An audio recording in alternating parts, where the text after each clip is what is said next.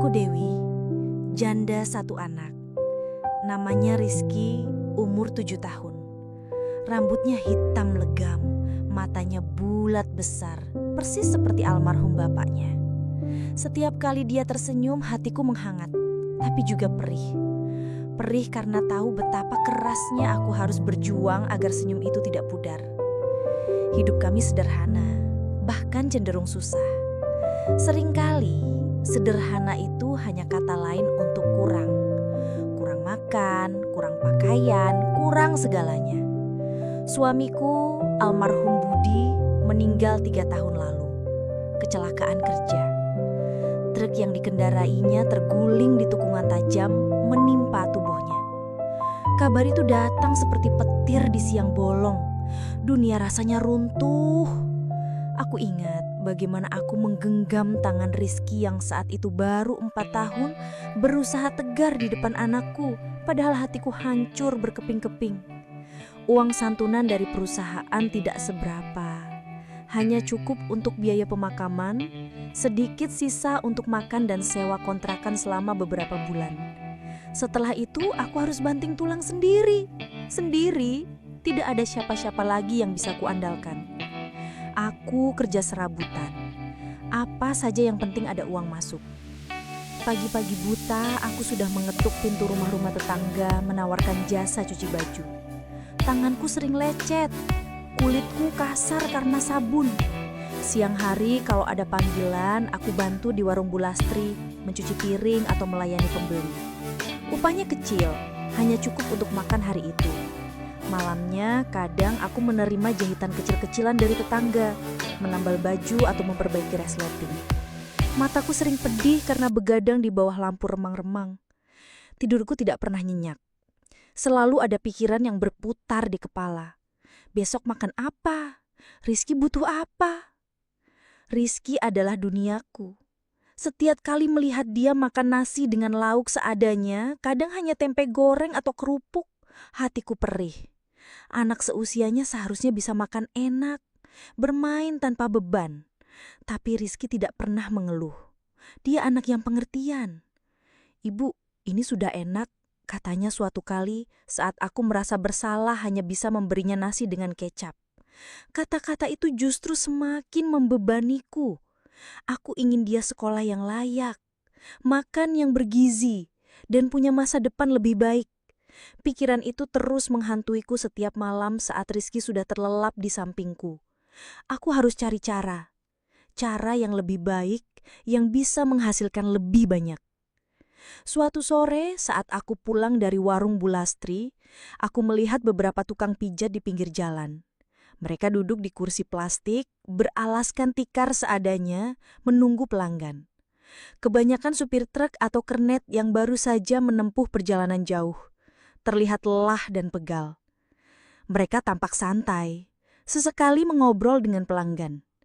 Pikirku, aku juga bisa memijat. Dulu almarhum suamiku sering kupijat kalau dia pulang kerja. Dia sering mengeluh punggungnya pegal karena menyetir seharian. Katanya pijatanku enak, bisa menghilangkan pegal.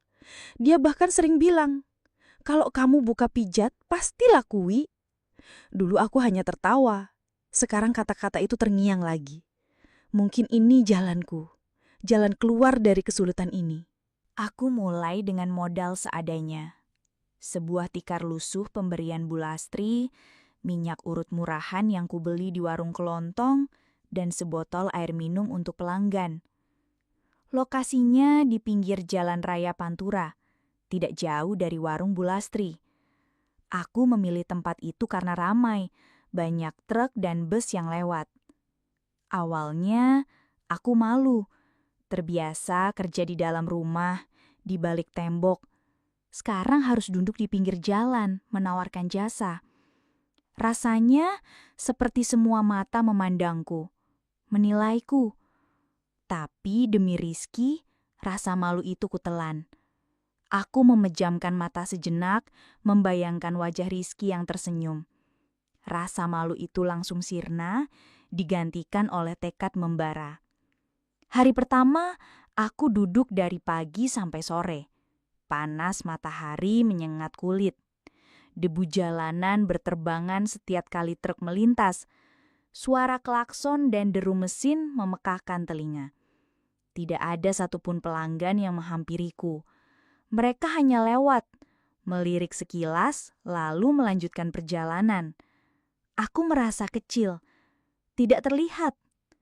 Aku mencoba tersenyum pada setiap orang yang lewat, berharap ada yang tertarik. Tapi tidak ada. Hari pertama berlalu tanpa hasil sepeser pun. Hari kedua sama. Aku mulai putus asa. Apakah aku salah jalan? Apakah aku tidak punya bakat memijat seperti yang dulu suamiku bilang? Rizky sering bertanya, "Ibu capek ya? Kenapa ibu duduk di pinggir jalan?" Aku hanya tersenyum dan bilang tidak. "Ibu lagi kerja, Nak. Nanti dapat uang untuk beli jajan Rizky," kataku berusaha menyembunyikan kekecewaan di suaraku. Aku tidak ingin dia khawatir. Aku tidak ingin dia tahu betapa sulitnya aku berjuang. Bu Lastri, pemilik warung di dekatku, sering melihatku dengan tatapan kasihan.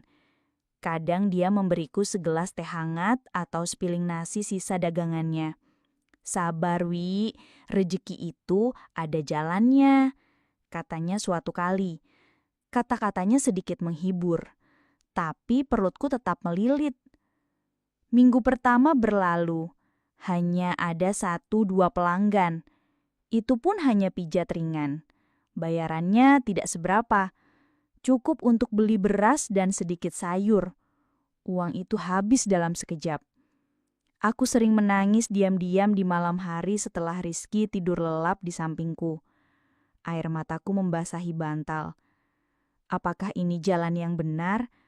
Apakah aku bisa bertahan? Aku harus. Demi Rizky. Aku tidak punya pilihan lain. Aku harus kuat. Setiap pagi, aku bangun sebelum subuh, menyiapkan sarapan seadanya untuk Rizky. Kadang hanya nasi dengan telur dadar.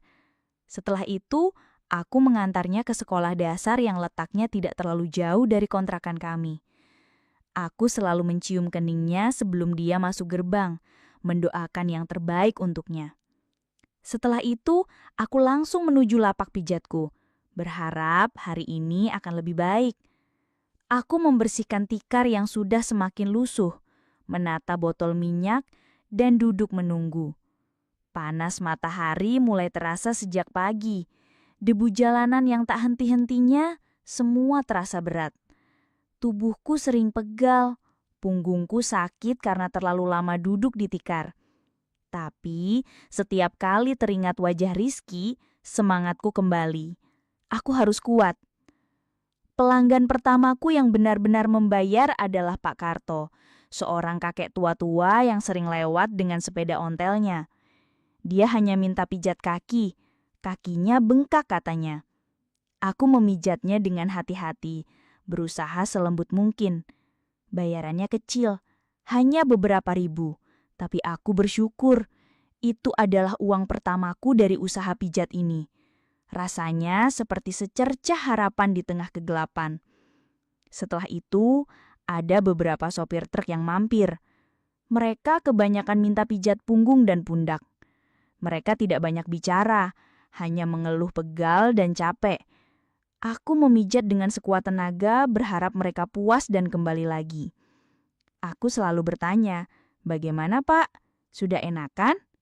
Mereka hanya mengangguk atau bergumam, "Lumayan." Malam hari, setelah pulang, aku menghitung uang receh yang kudapat. Seringkali tidak cukup untuk kebutuhan esok hari. Aku harus memutar otak. Bagaimana caranya agar pelanggan bertambah?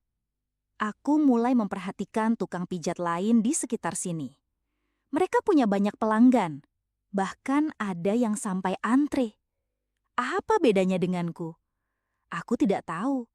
Pijatanku tidak kalah enak kurasa. Tapi kenapa mereka lebih ramai? Aku hanya bisa berdoa dan terus berusaha. Aku tidak akan menyerah, tidak akan pernah.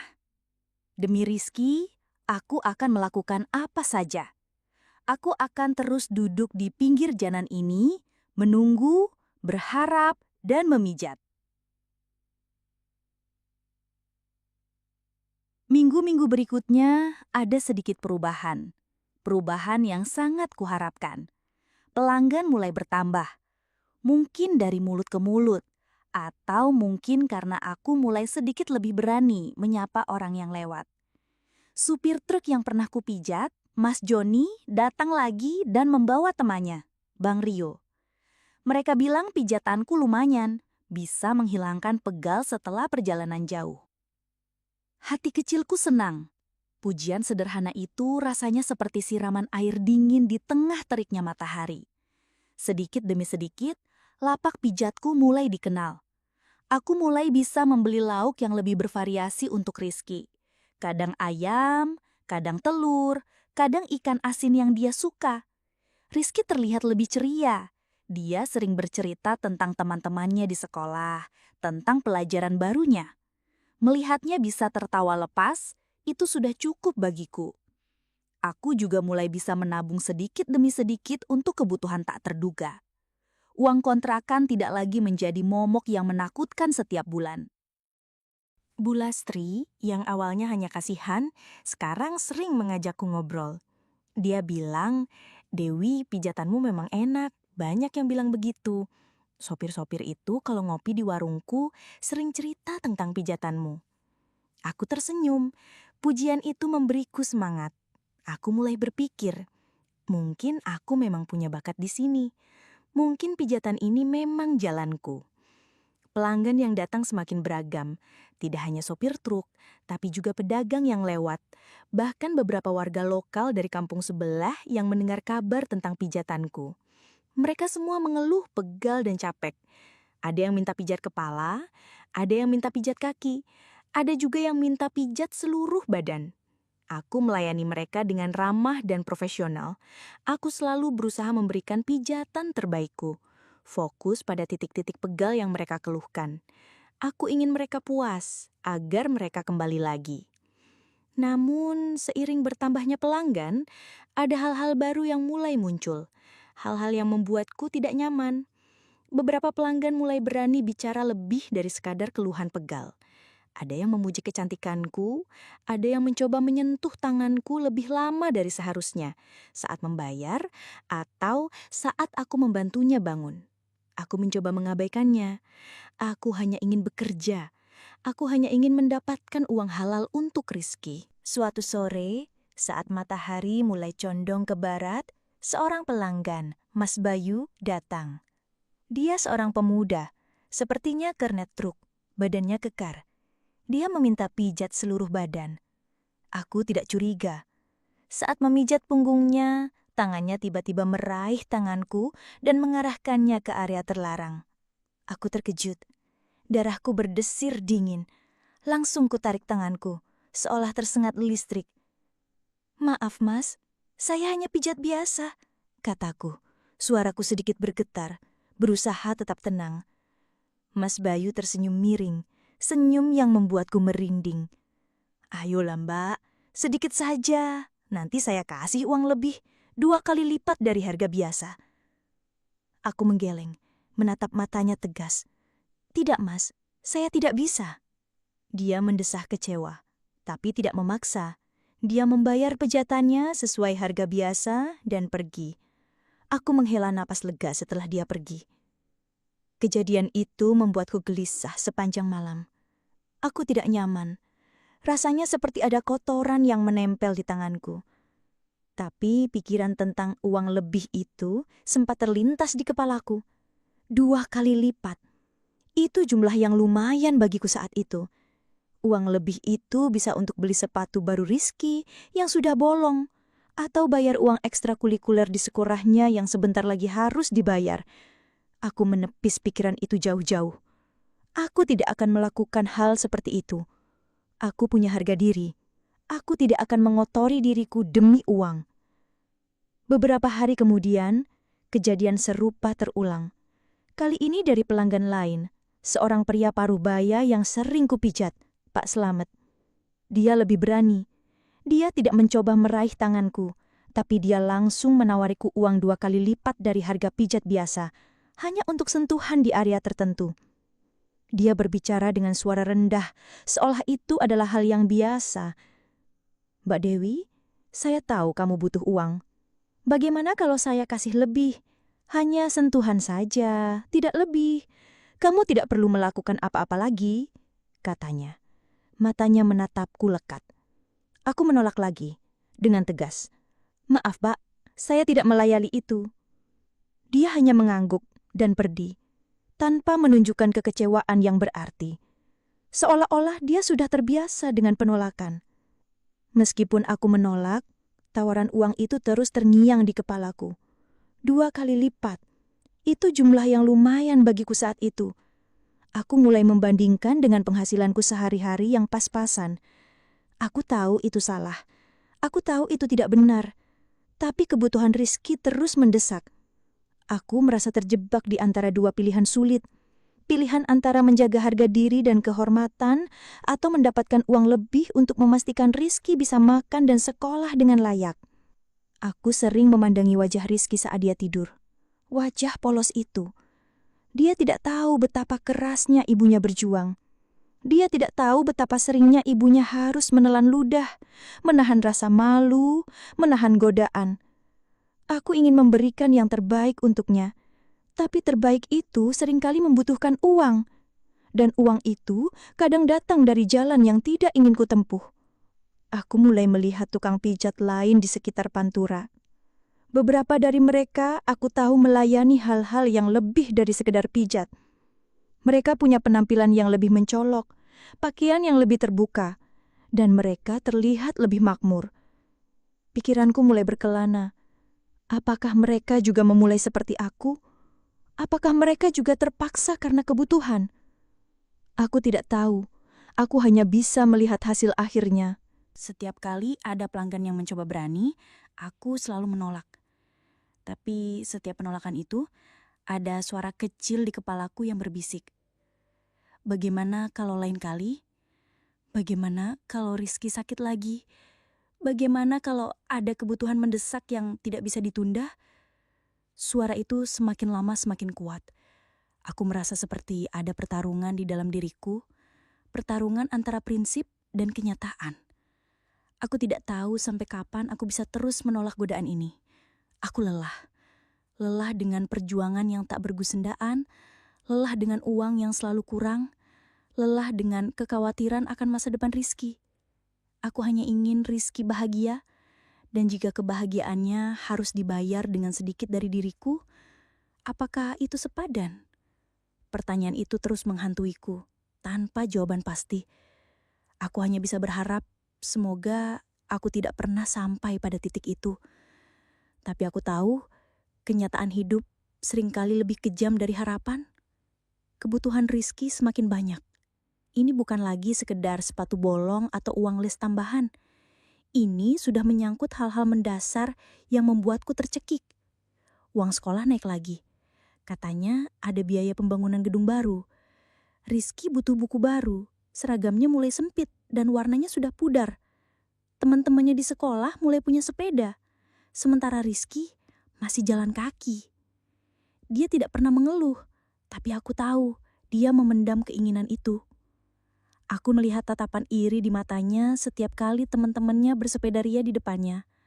Hati seorang ibu mana yang tidak hancur melihat itu? Penghasilan dari pijat biasa, meskipun sudah bertambah, tetap tidak cukup. Aku sudah bekerja keras, pagi sampai sore, bahkan kadang sampai malam jika ada pelanggan yang datang terlambat. Tanganku sering kram, punggungku sakit, tapi uangnya selalu pas-pasan. Setiap malam, setelah Rizky tidur, aku menghitung uang receh di kaleng bekas biskuit.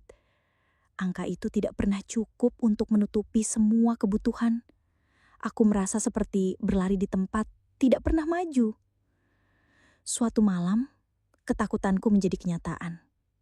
Rizky demam tinggi, badannya panas sekali, napasnya tersengal-sengal. Aku panik. Aku tidak punya uang cukup untuk membawanya ke dokter. Tabunganku hanya sedikit, tidak akan cukup untuk biaya periksa dan obat. Aku hanya bisa mengompresnya dengan air hangat, mengganti kompres setiap beberapa menit, dan terus memanjatkan doa. Aku memeluknya erat, merasakan panas tubuhnya yang membakar. Malam itu, aku menangis sejadi-jadinya. Aku merasa gagal sebagai ibu. Aku tidak bisa memberikan yang terbaik untuk anakku, bahkan untuk kesehatannya. Aku merasa tidak berguna. Keesokan harinya, aku pergi ke lapak pijatku dengan hati hancur, mata bengkak karena kurang tidur, dan menangis semalaman. Aku harus mencari uang. Aku tidak peduli lagi bagaimana caranya. Aku harus bisa membawa Rizky ke dokter, apapun resikonya.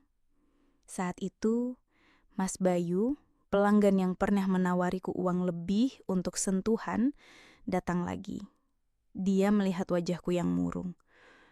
"Mbak Dewi, kenapa? Kok kelihatan sedih sekali hari ini?" tanyanya. Suaranya terdengar sedikit khawatir. Aku hanya menggeleng, tidak sanggup bicara. "Tidak apa-apa, Mas, hanya sedikit capek." Dia memesan pijat seperti biasa. Saat aku memijat punggungnya, tangannya kembali mencoba meraih tanganku, mengarahkannya ke area terlarang. Kali ini, aku tidak menariknya. Aku membiarkannya. Jantungku berdebar kencang, bergemuruh di dadaku.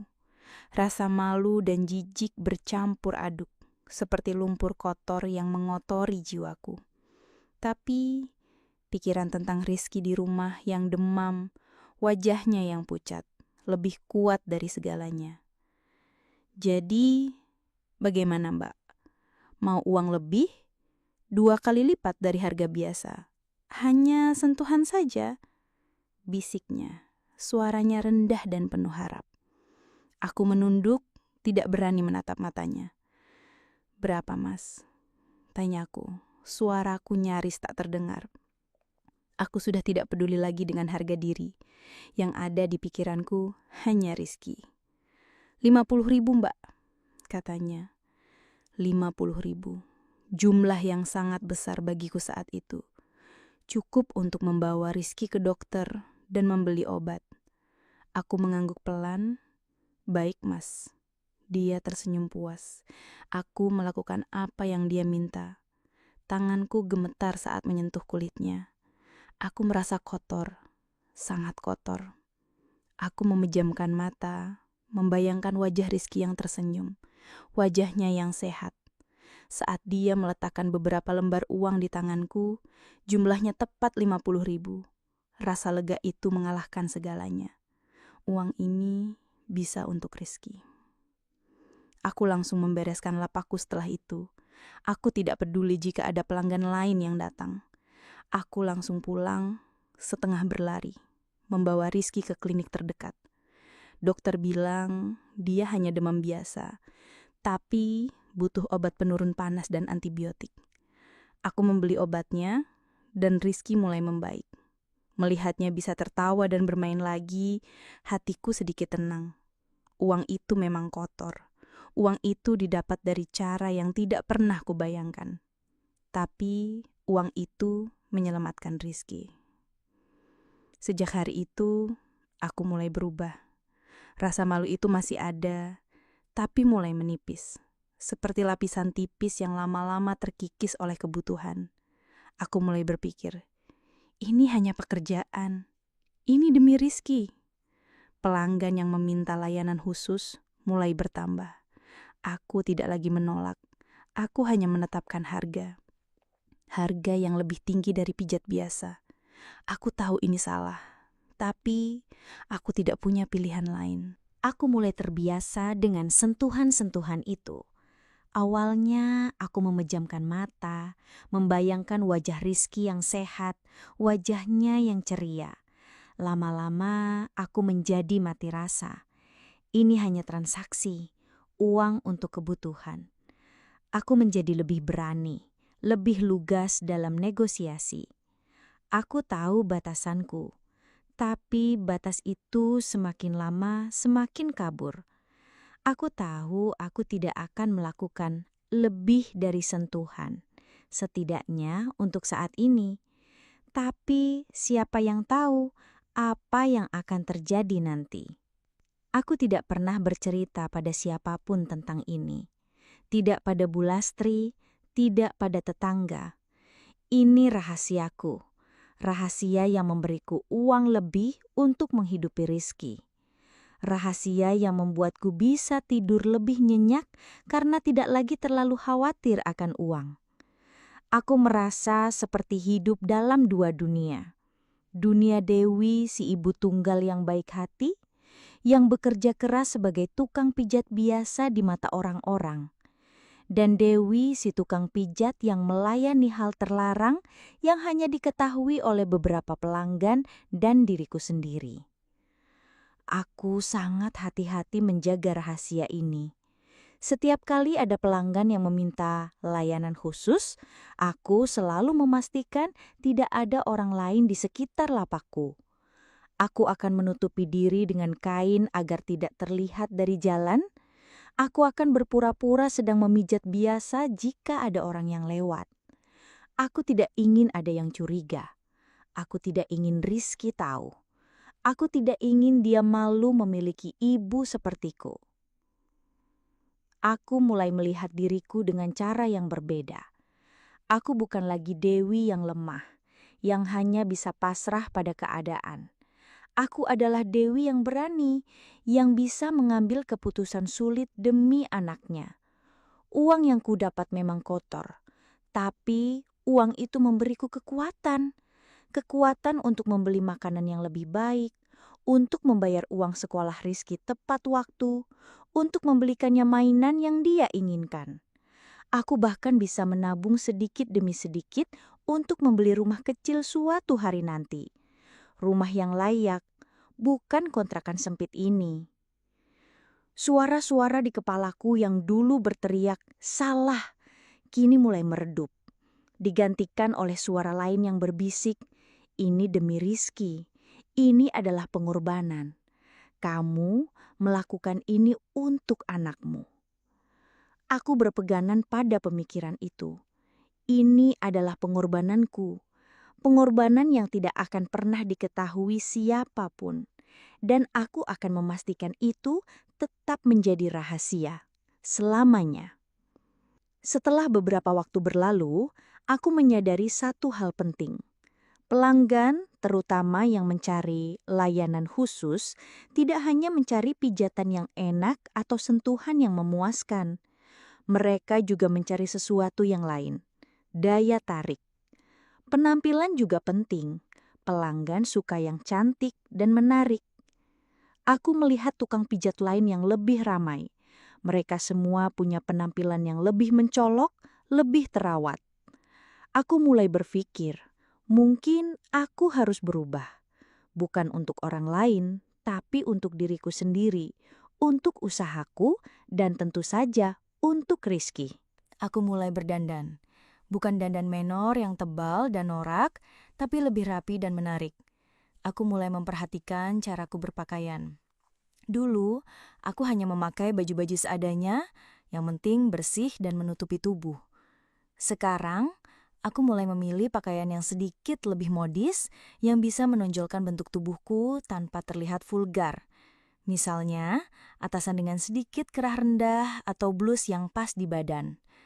Aku juga mulai memperhatikan warna, memilih warna-warna cerah yang bisa membuatku terlihat lebih segar dan bersemangat. Aku membeli beberapa baju baru yang lebih modis dari pasar. Bukan baju mahal, hanya baju-baju sederhana yang membuatku terlihat lebih segar dan menarik. Aku juga mulai memakai sedikit riasan. Bedak tipis agar wajahku tidak kusam karena debu jalanan.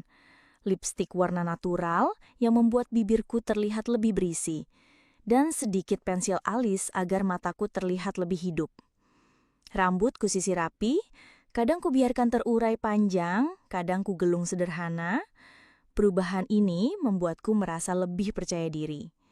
Aku tidak lagi merasa seperti wanita lusuh yang hanya bisa pasrah pada nasib. Aku merasa ada sesuatu yang baru dalam diriku. Dan benar saja, perubahan ini membuahkan hasil yang nyata. Pelanggan semakin banyak. Tidak hanya yang mencari pijat, tapi juga yang mencari layanan khusus yang lebih berani. Banyak di antara mereka adalah supir truk dan kernet yang sering lewat Pantura. Mereka sering mampir, kadang hanya untuk pijat, kadang untuk yang lain. Mereka terlihat lebih tertarik, lebih bersemangat. Aku bisa melihat tatapan mereka yang berbeda. Tatapan kagum, tatapan penasaran. Aku mulai terbiasa berinteraksi dengan mereka. Mereka kebanyakan orang-orang yang kasar tapi jujur, blak-blakan. Mereka tidak banyak basa-basi, langsung ke intinya. Aku belajar bagaimana membaca keinginan mereka, bagaimana menanggapi permintaan mereka. Aku menjadi lebih luas dalam berbicara dan bergerak. Aku tahu bagaimana membuat mereka nyaman, bagaimana membuat mereka merasa dihargai, meskipun yang terjadi hanyalah transaksi. Rasa malu yang dulu sangat kuat kini hampir hilang. Aku melihat ini sebagai pekerjaan. Pekerjaannya menghasilkan uang lebih banyak dari yang pernah kubayangkan. Aku bisa menyekolahkan Rizky di sekolah yang lebih baik, memberikannya les tambahan bahasa Inggris dan matematika, membelikannya mainan yang dia inginkan, bahkan aku bisa menabung untuk membeli rumah kecil suatu hari nanti. Rumah yang punya halaman untuk Rizky bermain. Aku tidak lagi merasa dipaksa. Aku merasa ini adalah pilihanku. Pilihan yang kubuat demi Rizky, demi masa depan kami. Aku mulai menikmati peran baruku ini. Aku bisa mengendalikan situasi dan aku mendapatkan bayaran yang pantas. Aku bahkan mulai merasa ada semacam kekuatan dalam diriku. Kekuatan untuk menarik perhatian, kekuatan untuk mendapatkan apa yang kuinginkan. Kekuatan untuk mengubah nasib. Beberapa supir truk yang menjadi pelanggan tetapku adalah Pak Tejo dan Bang Udin. Pak Tejo adalah supir tua yang ramah, selalu tersenyum.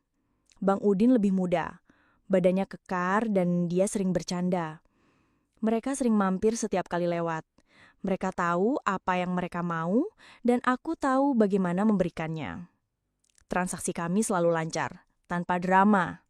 Mereka membayar, aku melayani. Selesai. Mereka bahkan sering memberiku tips tambahan jika mereka merasa sangat puas. Aku menjadi lebih berani dalam negosiasi. Jika ada yang menawar terlalu rendah, aku akan menolak dengan sopan tapi tegas. Aku tahu nilaiku sekarang. Aku tidak lagi takut kehilangan pelanggan. Karena selalu ada pelanggan lain yang datang. Aku merasa seperti seorang pengusaha. Pengusaha yang menjual jasa, meskipun jasa itu sedikit berbeda dari yang lain. Aku menganggap diriku sebagai penyedia layanan dan mereka adalah klienku. Aku juga mulai belajar sedikit tentang psikologi pelanggan. Ada yang suka dipuji, ada yang suka diajak bercanda, ada yang hanya ingin diam dan menikmati sentuhan. Aku berusaha menyesuaikan diri dengan setiap pelanggan. Aku ingin mereka merasa nyaman, merasa puas, dan kembali lagi. Semakin banyak pelanggan yang kembali, semakin banyak uang yang kudapat. Kehidupan kami berubah drastis. Rizky punya seragam baru yang pas di badan, sepatu baru yang tidak bolong, tas baru yang bergambar karakter kartun kesukaannya. Dia tidak lagi makan nasi dengan lauk seadanya. Aku bisa membelikannya ayam goreng, sate, atau bakso setiap kali dia menginginkannya. Aku bisa membelikannya mainan yang dia inginkan. Kami bahkan bisa jalan-jalan ke kota sebelah sesekali, mengunjungi pusat perbelanjaan atau taman hiburan kecil. Rizky terlihat sangat bahagia. Itu adalah kebahagiaanku juga. Aku menjalani dua kehidupan. Di mata Rizky, aku adalah ibu yang bekerja keras sebagai tukang pijat biasa. Ibu yang selalu tersenyum dan penuh kasih sayang. Di mata pelanggan tertentu, aku adalah Dewi yang melayani semua keinginan mereka. Seorang wanita yang tahu bagaimana membuat pria merasa nyaman. Aku sangat hati-hati menjaga rahasia ini. Tidak ada satupun orang yang tahu. Tidak Bu Lastri yang sekarang melihatku sebagai wanita sukses. Tidak Mbak Siti tetanggaku yang sering mengamati. Aku yakin rahasiaku aman. Aku sudah sangat pandai menyembunyikannya.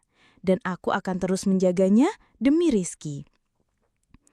Suatu siang yang terik saat jalanan Pantura sepi dari hiruk-pikuk kendaraan besar, Pak Tejo, salah satu supir truk langgananku, datang. Dia sudah sering mampir, kadang hanya untuk pijat punggung, kadang untuk sentuhan yang lebih. Hari itu, setelah pijat biasa selesai, dia tidak langsung pergi seperti biasanya. Dia duduk di tikar, menyalakan sebatang rokok dan menatapku. Tatapannya berbeda, lebih dalam, lebih serius.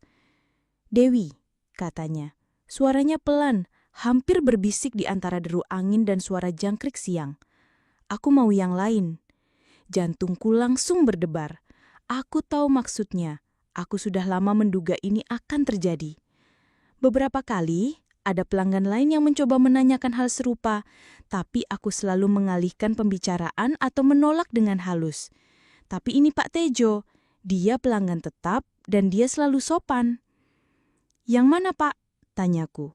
Mencoba terdengar santai padahal tenggorokanku terasa kering. Aku berusaha menatap matanya, menunjukkan bahwa aku siap mendengarkan. "Yang lebih dari sekedar sentuhan, kamu tahu maksudku," katanya sambil menunjuk ke arah kamar kecil di belakang lapakku. Kamar kecil itu sebenarnya hanya sebuah bilik sempit berdinding triplek dan beratap seng. Biasa kugunakan untuk istirahat, sholat, atau menyimpan botol minyak dan tikar cadangan.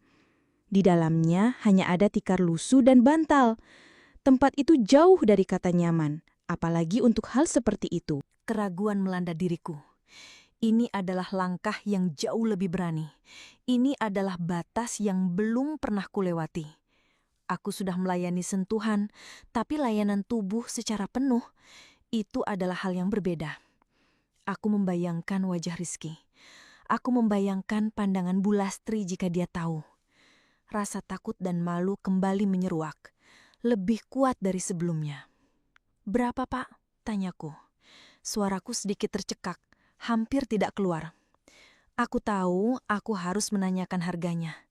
Harga yang pantas untuk pengorbanan sebesar ini. Dia menyebutkan angka yang membuat mataku terbelalak. 150.000. Jumlahnya sangat besar. Cukup untuk membayar sewa kontrakan 2 bulan. Bahkan lebih. Atau membeli sepeda baru untuk Rizky. Atau menabung lebih banyak untuk uang muka rumah. Aku menelan ludah. Berat sekali. Tapi uang itu bisa mengubah banyak hal. Aku membayangkan Rizky yang ingin sepeda, Rizky yang ingin makan ayam setiap hari, Rizky yang ingin sekolah di tempat yang lebih bagus. Semua itu butuh uang, dan uang ini bisa kudapatkan dengan cepat. "Baik Pak," kataku, mengangguk pelan. Keputusanku sudah bulat, demi Rizky. Dia tersenyum tipis, senyum yang tidak bisa kubaca. Senyum puas atau senyum kemenangan? Aku tidak tahu, aku tidak peduli. Aku membawanya ke kamar kecil, ruangan sempit itu terasa semakin sesak. Udara di dalamnya pengap. Aku merasa sangat gugup, jantungku berdebar kencang memukul-mukul dadaku. Ini adalah pengalaman baru bagiku setelah sekian lama menjanda. Aku tidak tahu apa yang harus kulakukan, bagaimana harus bersikap. Aku merasa canggung, kaku. Tapi Pak Tejo sangat sabar. Dia membimbingku dengan lembut, tanpa paksaan. Dia tidak banyak bicara, hanya sesekali berbisik kata-kata menenangkan. Aku terkejut. Dia kuat dan bisa bertahan lama seperti yang sering kudengar tentang sopir-sopir truk. Awalnya aku hanya pasrah, memejamkan mata, membayangkan wajah Rizky yang ceria. Memikirkan uang yang akan kudapatkan. Aku mencoba memisahkan diri dari apa yang terjadi. Ini hanya tubuhku, ini hanya transaksi. Tapi lama-lama ada sesuatu yang aneh muncul. Rasa nyaman, bahkan sedikit kenikmatan. Aku tidak menyangka, tubuhku yang sudah lama tidak merasakan sentuhan intim, merespon dengan caranya sendiri. Aku merasa sedikit terkejut dengan diriku sendiri. Apakah ini salah? Apakah aku sudah benar-benar kehilangan diriku? Pertanyaan itu melintas cepat, tapi segera ku tepis. Ini hanya reaksi fisik, tidak lebih. Setelah selesai, dia membayar sesuai janji. Aku merasa lelah, tubuhku pegal, tapi juga anehnya puas. Bukan hanya karena uangnya, tapi juga karena pengalaman itu. Aku tidak pernah tahu bahwa tubuhku bisa merasakan hal seperti itu lagi setelah sekian lama terkunci dalam kesendirian. Ada rasa lega yang aneh, seperti beban yang terangkat. Sejak hari itu, permintaan untuk layanan tubuh mulai berdatangan. Kebanyakan dari sopir truk dan kernet yang sudah menjadi pelanggan tetapku. Mereka rata-rata kuat dan bisa bertahan lama, seperti yang dikatakan orang-orang. Mereka tidak terburu-buru, dan mereka tahu bagaimana membuatku merasa nyaman. Aku mulai menyukai pekerjaan ini, bukan hanya karena uangnya, tapi juga karena sensasi yang kudapatkan. Ada rasa kebebasan yang aneh, rasa kontrol atas diriku sendiri. Aku menjadi lebih berani, lebih terbuka. Aku tidak lagi merasa malu. Ini adalah hidupku. Ini adalah caraku bertahan. Aku bisa memberikan yang terbaik untuk Rizky. Dan aku juga bisa mendapatkan apa yang kuinginkan. Aku merasa lebih hidup.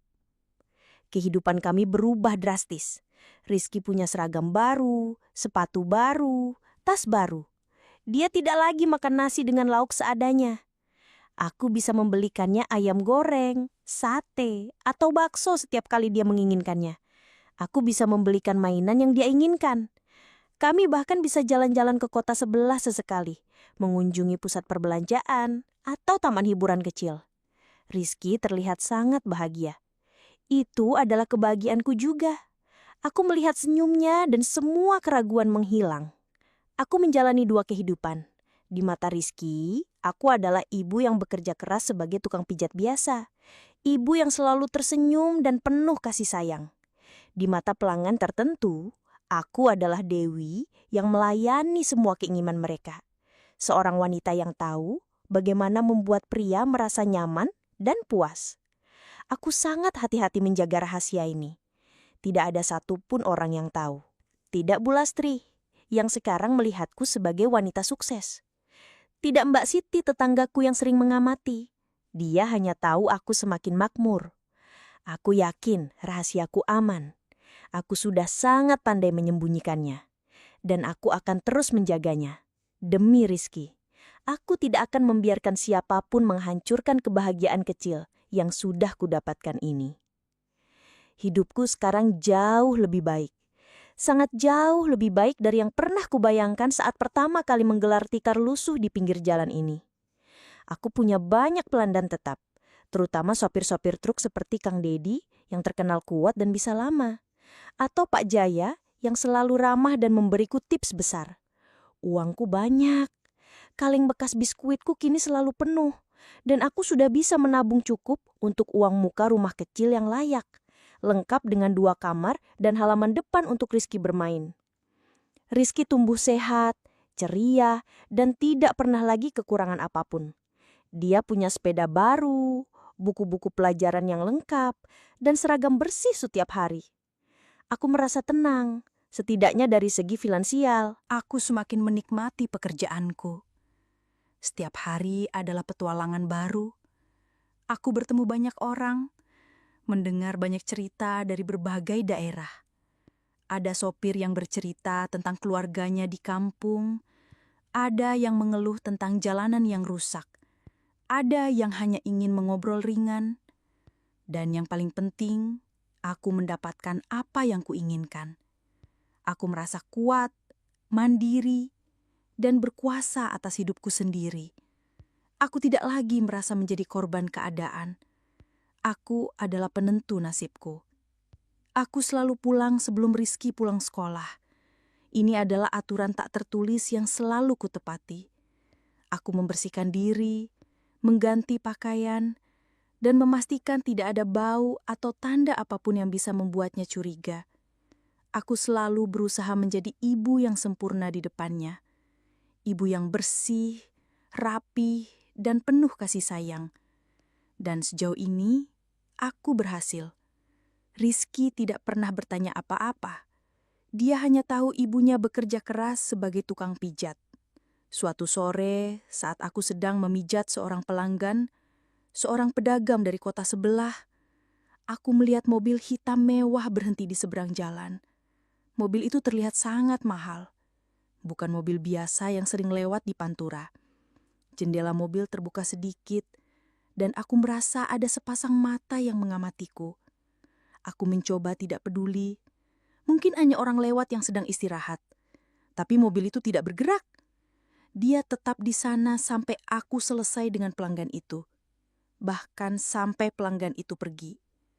Aku merasa sedikit tidak nyaman, tapi berusaha menepisnya. Mungkin hanya kebetulan. Malam harinya, saat aku berjalan pulang, langkahku terasa lebih berat. Aku merasa ada yang mengikutiku. Bulu kuduku merinding. Aku menoleh ke belakang, tapi tidak ada siapa-siapa di jalanan yang remang-remang itu. Hanya suara jangkrik dan anjing menggonggong di kejauhan. Aku mempercepat langkahku, hampir berlari. Jantungku berdebar kencang. Apakah hanya perasaanku saja, atau memang ada sesuatu? Aku mencoba meyakinkan diri bahwa itu hanya kelelahan. Keesokan harinya, saat aku membuka lapak, aku melihat sebuah amplop tergeletak di tikarku. Amplop berwarna coklat, polos, tanpa nama, tanpa alamat pengirim. Aku mengambilnya dengan tangan gemetar. Perasaanku tidak enak. Aku membukanya perlahan. Di dalamnya ada beberapa lembar foto. Foto-fotoku. Foto-fotoku saat melayani pelanggan. Bukan hanya pijat biasa, tapi juga saat aku melayani layanan khusus. Ada foto saat tanganku menyentuh area terlarang. Ada foto saat aku berada di dalam bilik kecil itu dengan seorang pelanggan. Semuanya diambil dari sudut yang tersembunyi, tapi sangat jelas.